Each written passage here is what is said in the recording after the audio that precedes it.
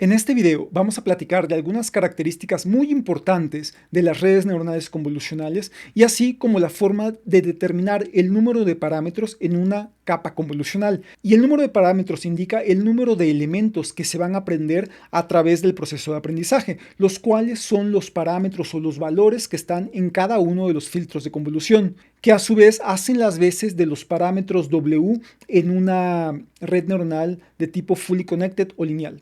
Entonces, vamos a continuar. Me falta una cosa o un detalle que he dejado. Y vamos a hacer este ejemplo al final. Dejé este ejemplo para el final, nada más para calcular cómo quedarían los valores de una red neuronal convolucional completa. Pues vamos a decir que tenemos de nueva cuenta una imagen de 128 por 128 por 3. Esta es nuestra imagen de entrada. Esto de acá es nuestro filtro que se aplica en diferentes posiciones. Entonces, este filtro de acá se aplica y nos genera este valor, una activación. Vamos a decir que aquí aplicamos 8 filtros, cada uno de 5 por 5, y sabemos que tiene que haber tenido 3. Dos preguntas. La primera, ¿cuál es el tamaño de este volumen? Del volumen siguiente. Usamos padding de 2 y stride de 1. Rápidamente podemos calcular, no tenemos que aplicar la fórmula, que si tenemos 128 filtros de 5, pero usamos padding de 2, sería 128 menos 5, eso sería igual a 123, más 2 veces el padding, que sería 4, 123 más 4, 127, entre 1, que es el stride de 1, nos sigue dando 127, más 1, 128. Con estas características de filtros y de padding, siempre vamos a conservar las dimensiones. Esta salida de acá seguiría siendo de 128 por 128 por ¿cuál sería el tamaño de este volumen? El tamaño de este volumen estaría dado por estos 8 filtros. Por lo tanto, aquí tendríamos 8. Ese sería el tamaño de este volumen. Aquí serían 8 y conservamos el tamaño. Supongamos, ok, eso sería el tamaño de salida. Pero vamos a suponer que no nos quedamos aquí, que hicimos la convolución y nos dio este tamaño. Pero ahora lo que hacemos es que después de aplicar esa convolución, como parte de esta misma capa, es decir, esta capa de acá, esta capa de aquí, tuvo sus 8 filtros, pero también una capa de max pooling. Max pooling. Pooling que es de 2 por 2 y stride de 2. Por lo tanto, entonces, esta salida estaría dada por 128 sobre 2, sería un volumen, entonces, este volumen sería de 64 por 64, por el número de filtros, que eso no cambia, o la profundidad de la activación no cambia, sería 8. Así, este sería el tamaño de este volumen. Vamos a suponer que aquí tenemos otra capa con 16 filtros. Cada filtro ahora van a ser de 3 por 3. ¿Por qué dimensión tiene que tener aquí cada filtro? Exacto, aquí tiene que tener 8. Recordemos, el número de filtros lo definimos, no tiene que ver con el tamaño de entrada. Las dimensiones alto y ancho del filtro no tienen que ver con el tamaño de entrada. Sin embargo, la profundidad de cada filtro está determinado por la profundidad del volumen de entrada. En este caso sería de 8, este es un 8. Entonces, así vamos a decir que tenemos una capa con 16 filtros de 3 por 3 por 8 para que coincidan. Vamos a decir que tenemos max pooling y vamos a utilizar max pooling siempre de 2 por 2 con stride de 2. ¿De qué tamaño sería este volumen? Para la convolución utilizamos padding de 1 y usamos stride de 1. Entonces, al usar un padding de 1 y un stride de 1 con un filtro de 3 por 3, este volumen va a tener de dimensiones exactamente las mismas que el volumen de entrada. Entonces sería 64 por 64 por 16. Entonces este volumen sería 64 por 64 por 16, porque recuerden que la profundidad va a ser el número de filtros que aplicamos. Dijimos que aplicamos 16 filtros. Sin embargo, esto pasa por un max pooling de 2 por 2. Por lo tanto, esos 64 se convierten en solamente 32. Por lo tanto, realmente el volumen de salida va a tener un tamaño de 32 por 32 por 16. Ese es el tamaño del volumen de salida. Y aquí representamos que esto ya lo vamos a pasar por un clasificador, por una red neuronal normalita. Por lo tanto, aquí podemos decir que hay una red neuronal fully connected. Usualmente aparece en la literatura de redes neuronales convolucionales. Usualmente se utiliza la palabra fully connected, esto FC, fully connected. En las últimas capas de la red se utilizan por lo menos una o dos capas así. ¿Cuántos elementos vamos a tener?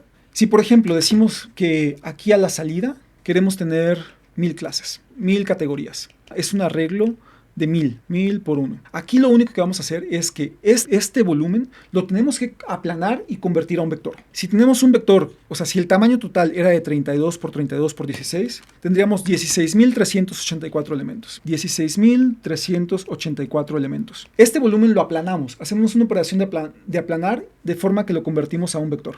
Y eso va a ser la entrada a una matriz con pesos W de una red neuronal normalita.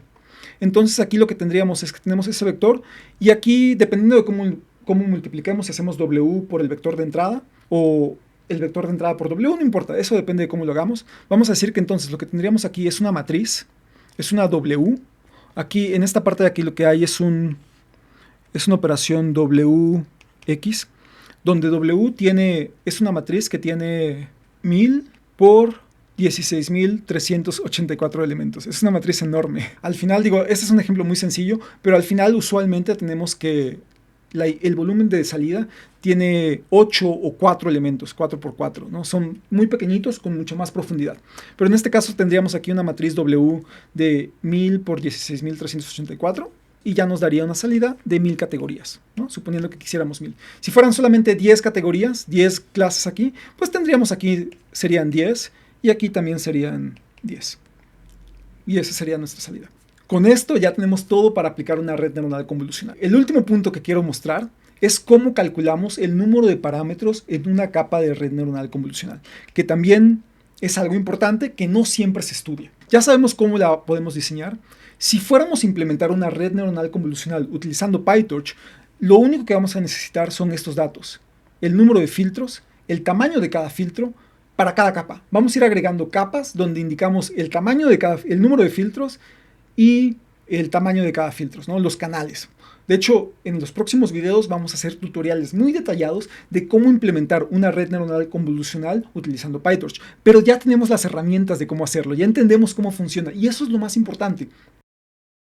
Por cierto, este tipo de diagramas es la forma más común de representar redes neuronales convolucionales en la literatura. Entonces, vamos a pensar que tenemos esta red neuronal convolucional. Tendríamos aquí 1, 2, 3, 4 capas convolucionales y tenemos finalmente 2 capas fully connected. Una arquitectura sencilla pero común en redes neuronales convolucionales. Vamos a decir que aquí, en esta capa de acá, imaginemos que la entrada sigue siendo de 128 por 128, 3 canales. Y aquí tuvimos 16 filtros, cada uno de 3 por 3 por 3. Recordemos que este 3 coincide con la profundidad de la entrada, del volumen de entrada. Entonces tenemos así 16 filtros. Y vamos a decir que usamos padding de 1 y stride de 1. Y tuvimos max pooling, que fue también de 2,2 con stride de 2. Usualmente estos son los parámetros que definimos en una capa convolucional cuando utilizamos, por ejemplo, PyTorch o TensorFlow. Vamos a calcular cuál es el tamaño de salida de este volumen. Dado que es padding de 1 y son filtros de 3x3, sería 128 menos 3, 125, más 2 por 1, 2, sería 127, entre el stride de 1, 127, más 1, 128. Se conservan los tamaños, como esperaríamos. Pero, recordemos, lo pasamos por un proceso de max pooling, por lo tanto sería 128 entre 2, sería 64. Por 64, la profundidad de este volumen va a ser correspondiente al número de filtros. Un mapa de activación por cada filtro, por lo tanto sería por 16. Esto es todo lo que necesitamos para implementar nuestra red neuronal, por ejemplo, utilizando PyTorch. Sin embargo, ¿cuántos parámetros hay en esta capa? ¿Cuántos parámetros aprende la red neuronal en esta capa? ¿Qué son los parámetros de una red neuronal convolucional? Recordemos, los parámetros son los elementos de cada filtro. Los elementos en cada filtro. Nuestros filtros, en este caso, son filtros de 3x3x3. Por lo tanto, tenemos un total de 27 elementos igual a 3x3 por 3, es decir, 27 elementos entrenables en cada filtro. Pero dijimos que son 16 filtros. Total de 16 filtros. Entonces tendríamos 16 por 27. Este sería el total de elementos entrenables en estos 16 filtros. Y ahora, algo que no he mencionado, pero que es importante. Cada uno de estos 16 filtros tiene un bias. El concepto de bias no lo dejamos de implementar. De hecho, cuando implementemos en una red neuronal convolucional utilizando PyTorch, vamos a ver que hay un parámetro que se llama bias, que podemos dejar como falso si quisiéramos para no utilizar bias. Pero por default está en true. Cada uno de los 16 filtros donde cada filtro es de 3×3×3, tiene un bias. Por lo tanto, tendríamos más 16.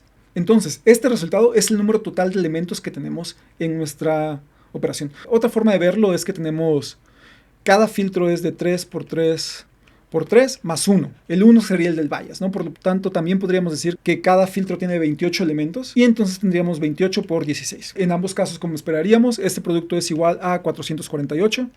Y en ese caso, decimos que esta capa convolucional tiene un total de 448 parámetros entrenables. Recuerden, los parámetros son los elementos que están en el filtro. Entonces, para calcular el total de parámetros tendríamos que hacer lo mismo. Luego hacer el cálculo de la misma manera que lo hicimos aquí para la siguiente capa. Luego aquí en esta capa, luego aquí en esta capa. Y luego también si utilizamos capas, como mostramos en el ejemplo previo, que tenemos al final una capa fully connected, entonces tendríamos, 163.840 parámetros entrenables más los biases, más 10 biases. Entonces la suma de todos esos parámetros nos va a dar el total de los parámetros que se entrenan, que nuestro modelo de red neuronal aprende. Y ahora sí, un último punto que quiero mencionar antes de acabar esta serie de videos es que el número de parámetros en una capa convolucional depende de la profundidad del volumen de entrada a la capa, pero no depende del tamaño de la entrada, no depende del tamaño en alto y ancho. El número de filtros nosotros lo determinamos, por ejemplo 16 filtros, el tamaño del filtro también lo determinamos nosotros, o kernel, filtro o kernel, recuerden, y el volumen, este tamaño sí depende del volumen de entrada. Otra cosa que es importante es notar que los filtros, y eso se le llama weight sharing, se le conoce como weight sharing o parameter sharing, porque notemos que cada filtro genera un mapa de activación, pero esos filtros nos generan un mapa de activación con diferentes activaciones de neuronas. Recordemos, cada elemento en un mapa de activación corresponde a una neurona. Y todas estas neuronas comparten los mismos parámetros, ya que se generan a partir del mismo filtro. Aquí, por ejemplo, en esta imagen podemos ver muy rápido que si se aplicó este filtro en esta serie de elementos, nos generó esta neurona de aquí, esta neurona que está acá, y todo este mapa de activación se generó con este mismo filtro. Por lo tanto, se dice que las redes neuronales tienen esta propiedad de compartir parámetros o weight sharing o parameter sharing, porque cada una de estas activaciones, que son los equivalentes a las neuronas, va a ser el resultado de evaluar los mismos parámetros en diferentes posiciones del volumen de entrada. ¿Okay? Eso se le conoce como parameter sharing y es una propiedad muy importante de las redes neuronales convolucionales. El principio de poder compartir parámetros nos funciona de dos maneras, tiene ventajas de dos maneras. La primera es que tenemos menos parámetros en el modelo total. El modelo total ya no es tan grande, tenemos menos parámetros entrenables, por lo tanto necesitamos menos memoria. Y el segundo es que si pensamos por un momento, esto tiene mucho sentido, ya que si nuestro filtro aprende a reconocer, por ejemplo, líneas en diagonal, pues las líneas en diagonal, debido a la invariabilidad espacial de las imágenes, una línea en diagonal es lo mismo aquí en la esquina que aquí abajo. Por lo tanto, si nuestro filtro aprende a reconocer este tipo de líneas, tiene mucho sentido que aprenda a reconocer este tipo de líneas en cualquier posición de la imagen. Pero como queremos detectar también, por ejemplo, líneas verticales, entonces utilizamos otro filtro que nos genera otro mapa de activación. Como ya vimos ampliamente, ¿no? Utilizamos diferentes filtros, cada uno nos va a generar un mapa de activación diferente, pero este mapa de activación, al menos cada uno de estos mapas de activación, va a ser el resultado del mismo filtro en las diferentes posiciones del volumen de entrada. Otro punto importante que vale la pena mencionar antes de terminar este video es que aquí estamos mostrando en este proceso cómo se aplica un filtro, ¿no? Es solamente un filtro.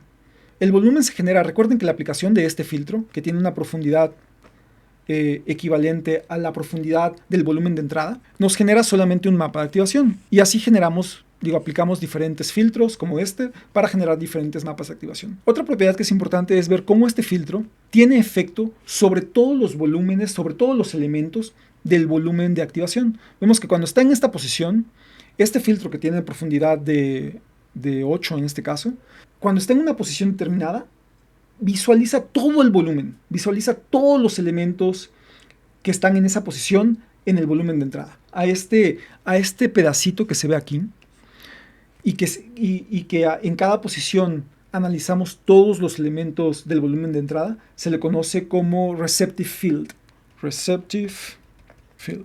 A eso se refiere. Si alguna vez escuchan receptive field, se refiere a esto, ¿no? Que cada filtro en cada posición va a tener un impacto sobre todos estos elementos. Si es un filtro de 5x5, bueno, va a tener un impacto sobre esos 5x5 elementos a través de todo el volumen. Entonces, es otro concepto que a veces se menciona. Y ya para terminar, porque este video se ha extendido, o esta serie de videos se extendió, lo último que quiero mencionar es que cada una de estas capas, o lo que se ha demostrado que sucede en cada una de las capas de redes neuronales convolucionales, es que los filtros aprenden a detectar de manera jerárquica cada vez formas más complejas. De manera muy similar a la que se piensa que la corteza visual de un mamífero funciona, con diferentes niveles de abstracción, donde cada capa va abstrayendo formas más complejas. Entonces, comúnmente se piensa que esta capa abstrae formas quizá que son como líneas verticales, líneas horizontales, algunos colores. Esta capa de acá abstrae ya formas que son quizá las combinaciones de las líneas. Y así nos vamos, donde cada capa, de forma jerárquica, abstrae cada vez formas más complejas. Quizá en esta última capa ya abstrae formas que corresponden a un rostro, por decir algo. Quiero mostrar nada más para terminar. Este paper del 2013 es un paper que no es tan nuevo, pero que es un paper clásico, donde, por aquí les voy a dejar la liga también, pero lo que quiero mostrar es que se ha estudiado mucho cómo cada capa abstrae cada vez formas más complejas. Por ejemplo, aquí podemos ver que hicieron experimentación donde la primera capa abstrae este tipo de formas, algunos colores, diagonales. La segunda capa abstrae este tipo de formas ya más complejas. Y así, la tercera capa abstrae este tipo de formas. Es decir, lo que estamos viendo ahí es la parte de la imagen correspondiente que genera la mayor activación en los mapas de activación de cada capa. Entonces vemos que los mapas de activación responden a este tipo de imágenes en la capa 3, en la capa 4 ya por ejemplo podemos ver aquí que ya son rostros de perros, en la capa 5 vemos personas, vemos rostros, vemos formas redondas, y así hasta que llegamos a clasificar las imágenes completas. Entonces, cada capa que agregamos en una red neuronal convolucional se piensa que aprende a abstraer formas cada vez más complejas. También dejo por aquí la liga a un video donde explico esto a mayor detalle. Ahora sí, con esto terminamos. Llegamos a un punto en el que hemos cubierto todos los aspectos relevantes de una red neuronal convolucional para poder implementarla en nuestros propios proyectos. Todavía faltan algunos puntos que deberíamos estudiar, como por ejemplo es las diferentes arquitecturas de una red neuronal convolucional. Y lo vamos a ir estudiando poco a poco, pero con estos conceptos ya podemos implementar una red neuronal convolucional básica. Y eso es lo que vamos a hacer en el siguiente video. Utilizar PyTorch para implementar una red neuronal convolucional. Y después vamos a ir implementando nuevos proyectos que hagan uso de redes neuronales convolucionales, pero que sean un poquito más complejos, pero ya teniendo este entendimiento fundamental. Si vieron toda esta serie de videos, les agradezco infinitamente su tiempo, su atención, les agradeceré cualquier comentario y nos seguimos viendo. En el siguiente video, como les dije, vamos a utilizar PyTorch para implementar una red neuronal convolucional. Muchas gracias y hasta pronto.